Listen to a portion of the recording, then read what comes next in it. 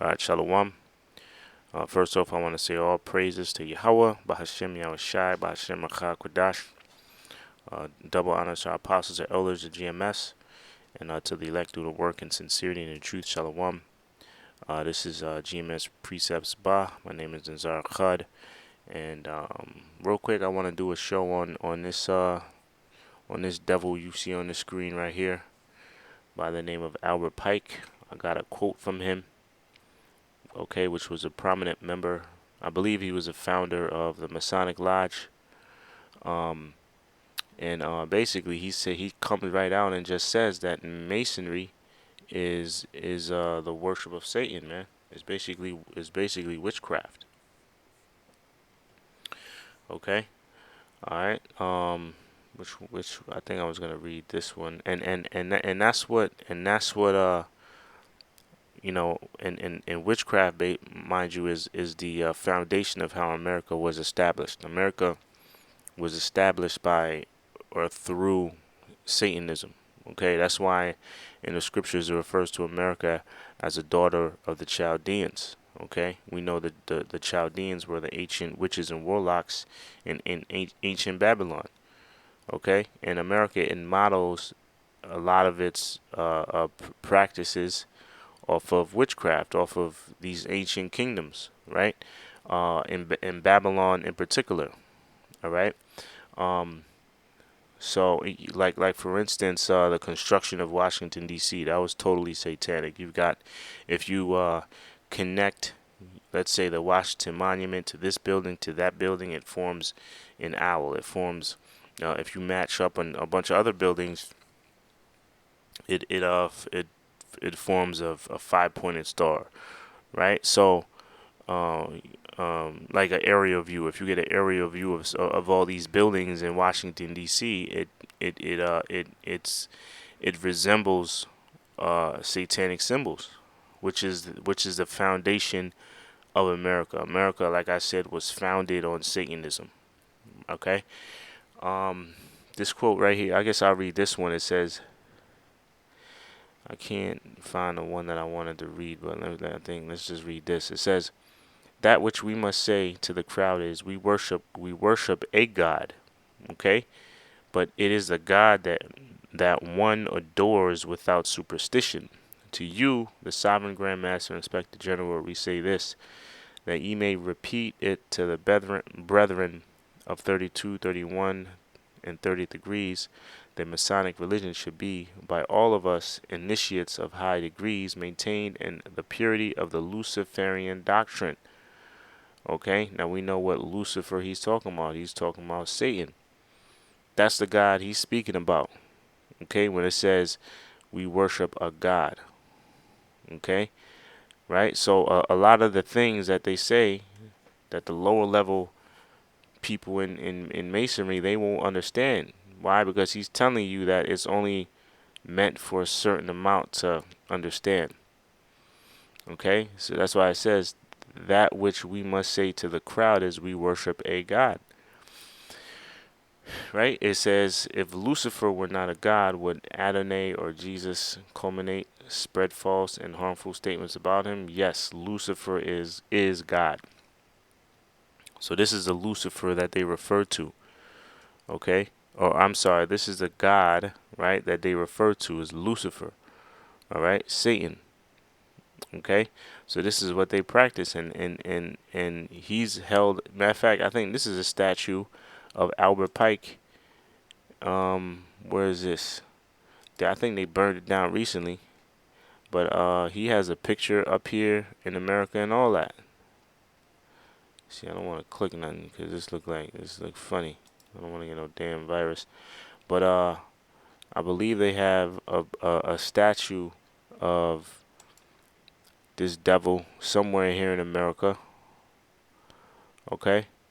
All right, but let me just go to Isaiah 47, right? This is Isaiah 47 and 10. It says, "For thou hast trusted in thy wickedness." Now, if you start from Isaiah 47 and 1, it's talking about America. Okay? I'm going to jump down to 10 to the point. It says, "For thou hast trusted in thy wickedness, thou hast said, none seeth me. Thy wisdom and thy knowledge, it hath perverted me. And thou hast said in thine heart, I am, and none else beside me. And that's what Esau says in his heart. He says, nobody sees me. He does everything in secret. That's why our Pike he even explained it's not meant for the initiates or the younger ranking members of the Masonic order or whatever to understand what we really worship. It's only meant for the top brass. Okay, that the true worship, the God that we do worship or believe in, is Lucifer. Okay, all right, even to the everyday people. All right, their God is Lucifer. All right, it says verse 11. Therefore shall evil come upon me. Thou shalt not know from whence it riseth, and mischief shall fall upon thee. Thou shalt not be able to put it off, and desolation shall come upon thee suddenly, which thou shalt not know. And that's what's going to happen to Esau's kingdom. Esau's kingdom is going to be suddenly uh, uh, uh, trampled down by the Most High. The Most High is getting ready to make a move, man. Okay, you see skirmishes going on between, in America. You know what I'm saying? Which could be a sideshow, but the scriptures do say, if Satan rise up against Satan, how shall his kingdom fall? Okay, I do believe there's some type of realism with it, with the fightings going on.